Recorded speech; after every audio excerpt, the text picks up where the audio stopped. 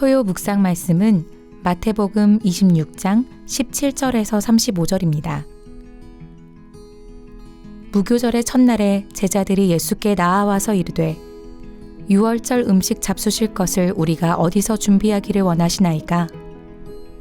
이르시되 성한 아무에게 가서 이르되 선생님 말씀이 내 때가 가까이 왔으니 내 제자들과 함께 유월절을 내 집에서 지키겠다 하시더라 하라 하시니 제자들이 예수께서 시키신 대로 하여 유월절을 준비하였더라. 저물 때에 예수께서 12 제자와 함께 앉으셨더니 그들이 먹을 때에 이르시되 내가 진실로 너희에게 이르노니 너희 중에 한 사람이 나를 팔리라 하시니 그들이 몹시 근심하여 각각 여짜오되 주여 나는 아니지요. 대답하여 이르시되 나와 함께 그릇에 손을 넣는 그가 나를 팔리라. 인자는 자기에 대하여 기록된 대로 가거니와 인자를 파는 그 사람에게는 화가 있으리로다. 그 사람은 차라리 태어나지 아니하였더라면 제게 좋을 뻔하였느니라. 예수를 파는 유다가 대답하여 이르되 라삐여 나는 아니지요. 대답하시되 내가 말하였도다 하시니라. 그들이 먹을 때에 예수께서 떡을 가지사 축복하시고 떼어 제자들에게 주시며 이르시되 받아서 먹으라. 이것은 내 몸이니라 하시고 또 잔을 가지사 감사기도 하시고 그들에게 주시며 이르시되 너희가 다 이것을 마시라. 이것은 죄사함을 얻게 하려고 많은 사람을 위하여 흘리는 바 나의 피 곧 언약의 피니라. 그러나 너희에게 이르노니 내가 포도나무에서 난 것을 이제부터 내 아버지의 나라에서 새 것으로 너희와 함께 마시는 날까지 마시지 아니하리라 하시니라. 이에 그들이 찬미하고 감람산으로 나아가니라. 그때 예수께서 제자들에게 이르시되 오늘 밤에 너희가 다 나를 버리리라. 기록된 바 내가 목자를 치리니 양의 떼가 흩어지리라 하였느니라. 그러나 내가 살아난 후에 너희보다 먼저 갈릴리로 가리라. 베드로가 대답하여 이르되 모두 주를 버릴지라도 나는 결코 버리지 않겠나이다. 예수께서 이르시되 내가 진실로 내게 이르노니 오늘 밤 닭 울기 전에 내가 3번 나를 부인하리라. 베드로가 이르되 내가 주와 함께 죽을지언정 주를 부인하지 않겠나이다 하고 모든 제자도 그와 같이 말하니라. 아멘.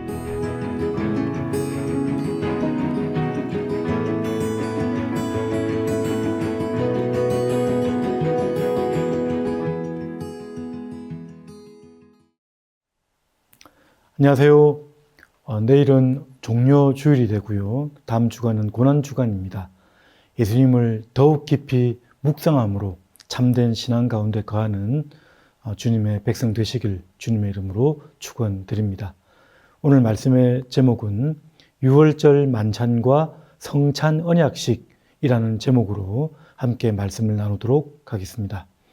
오늘 말씀에서 첫 번째 우리가 주목해야 될 것은 예수님께서는 지금 유월절 만찬을 진행하시고 또 유월절 어린 양의 제물 되시는 십자가 죽음의 길로 지금 적극적으로 나아가고 계시다는 것을 우리는 볼 수가 있습니다. 우리 17절 보시면 무교절의 첫날에 라고 나와 있는데요. 이날은 원래 유월절 저녁입니다. 저녁을 지금 준비하는 날입니다. 그리고 무교절은 구약의 말씀에 의하면 유월절 다음 날부터 7일 동안인데 당시 유대 문화 관례상 지금 유월절도 무교절 명절 기간으로 지금 포함시켜서 적혔기 때문에 지금 이렇게 무교절의 첫날이라고 나와 있습니다.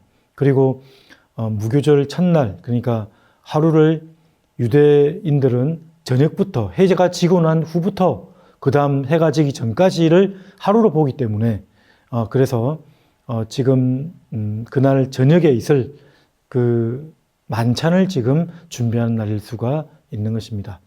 유월절은 영어로 패스오버이라고 해서 지나갔다는 뜻입니다.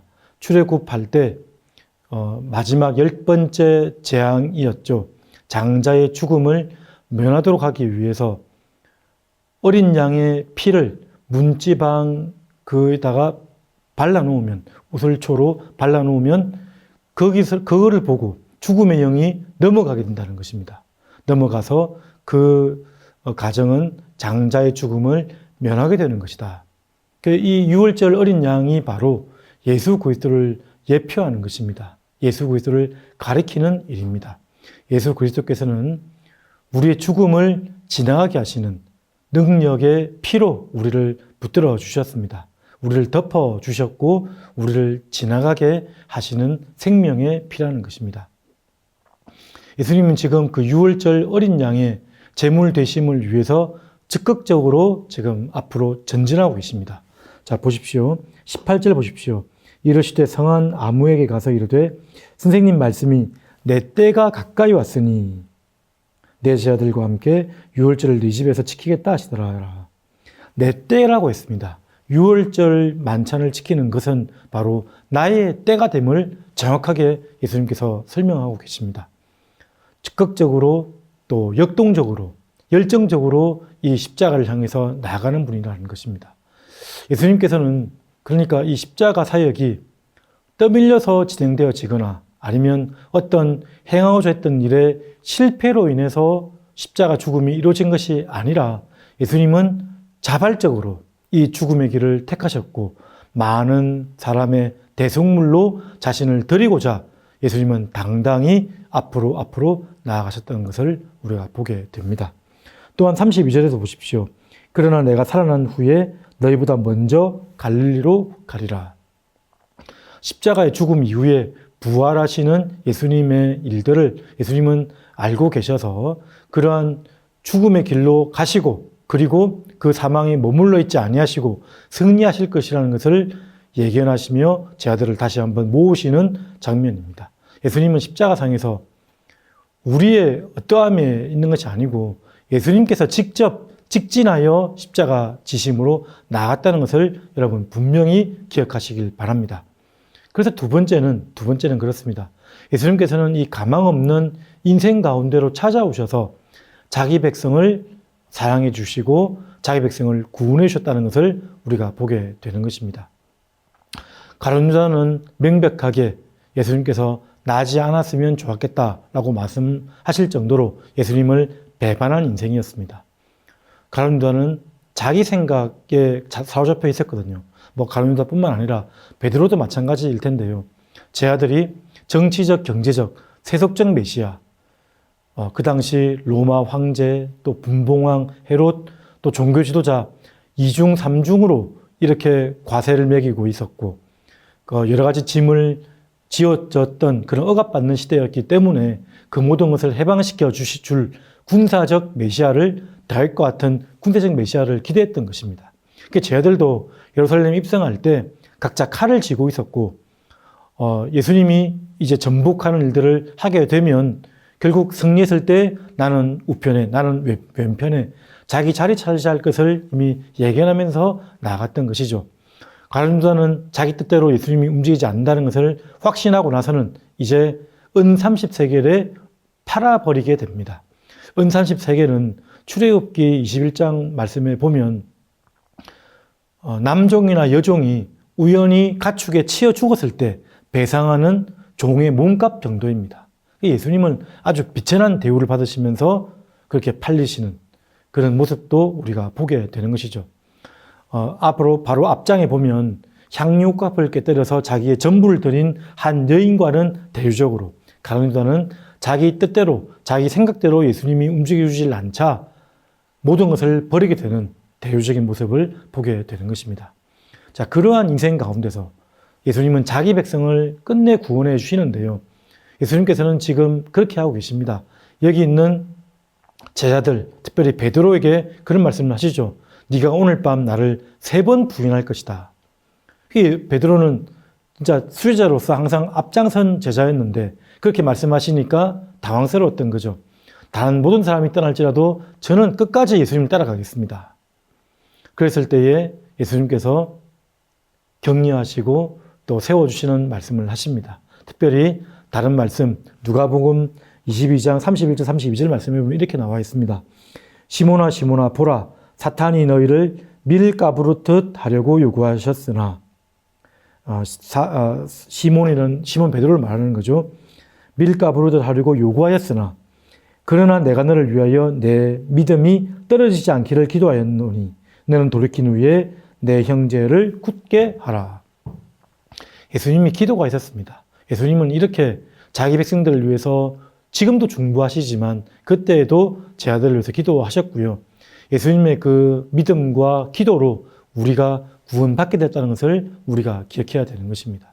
우리의 연약함과 예수님의 이 열정적인 사역들을 주도하시는 그 적극적인 모습들을 기억해 볼 때 우리 십자가 구원의 사역은 정말로 우리의 사람의 어떠함이 하나 들어가지 못하는 그러한 정말 하나님의 일방적으로 베푸시는 전적인 호의임을 우리가 분명히 알게 되는 것입니다. 그게 바로 은혜 아니겠습니까? 은혜.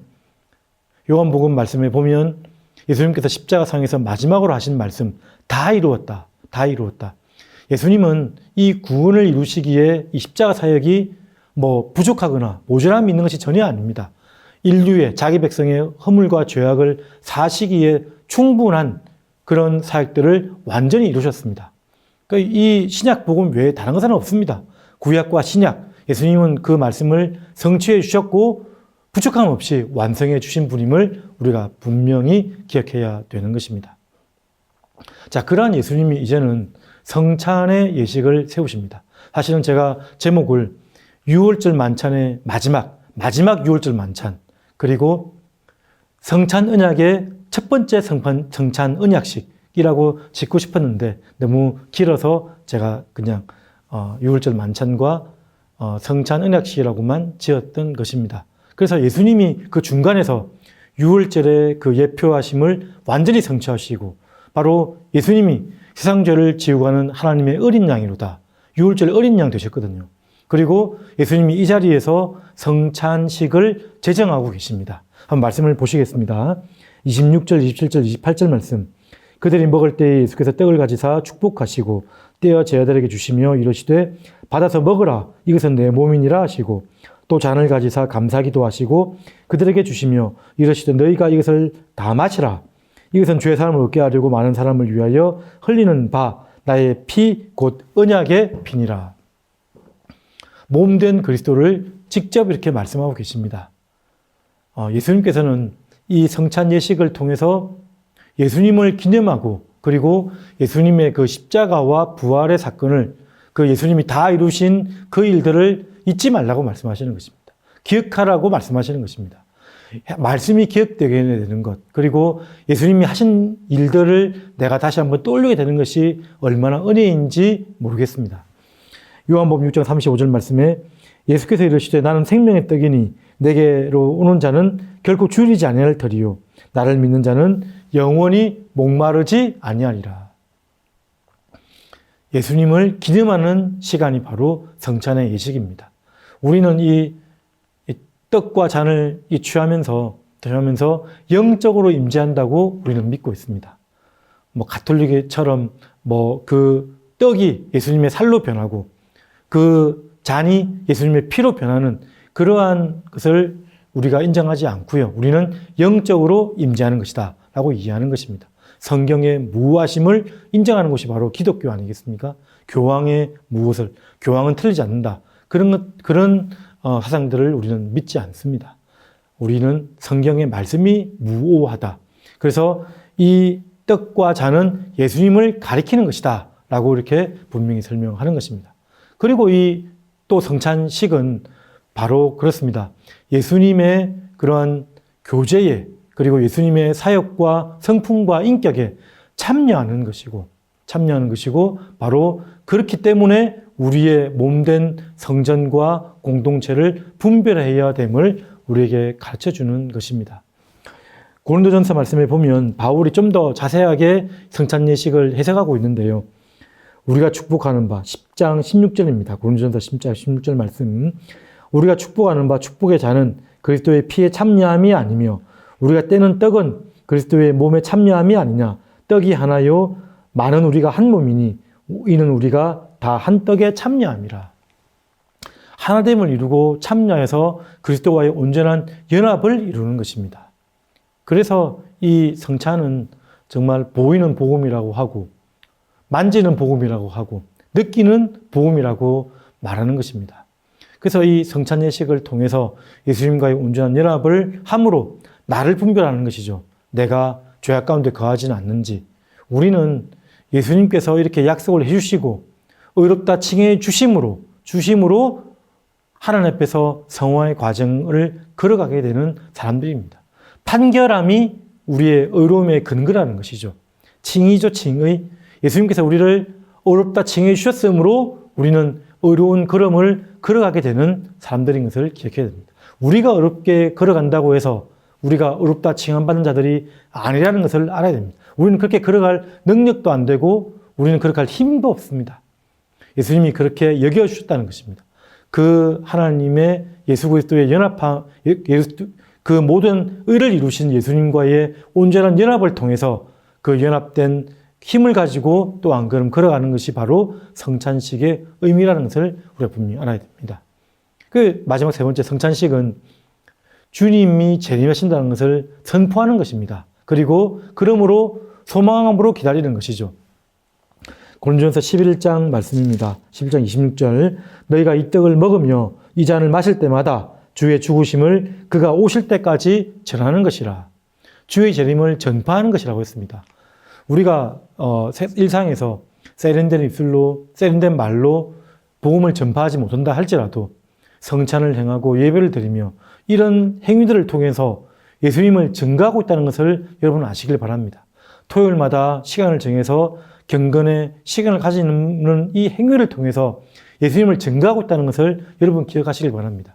주일마다 예배 드리는 것이 얼마나 복되는 일인지 전도의 일인지 여러분 아시길 바랍니다. 이렇게 성찬의 의미는 이렇게 많은 의미가 있습니다. 주님을 기념하고 주님을 기억하고 주님과 온전히 연합하여 참여하고 그리고 재림을 전파하며 소망 가운데 거하게 하는 것이 바로 예수님이 정하신 이 언약식, 성찬 언약식이라는 것을 기억해야 될 것입니다. 오늘 말씀 그렇습니다. 유월절의 마지막입니다. 이 예수님을 인정하지 않는 유대인들은 지금도 유월절을 지키고 있는지 모르겠습니다. 그러나 우리는 이제 유월절을 따로 지키지 않고요. 오신 예수님께서 제정하신 그 성찬식을 지키는 자들입니다. 그러면서 예수님을 사모하며 예수님을 기억하는 자들이라는 거죠. 그 사건, 이 본문은 아주 중요합니다. 유월절에 성취되시는 예수님이 처음으로 성찬 언약식을 제정하는 시간이거든요. 오늘 말씀을 묵상하면서 그리고 내일 종료주일과 또 고난주간 예수님을 깊이 묵상하면서 예수님이 우리의 양식이 되고 힘이 되고 능력이 되는 복된 한 주간 되시기를 주님의 이름으로 축원드립니다. 이 시간 다 같이 기도하도록 하겠습니다. 예수님을 묵상하고 그분을 더욱더 사모하여 그분과의 연합을 우리가 기도하는 이 시간 되었으면 좋겠습니다. 그리고 연합된 삶으로 예수님을 바르게 전파하고 증거한 삶 되게 해달라고 다 같이 한 목소리로 다 기도하도록 하겠습니다. 하나님 아버지를 감사드립니다.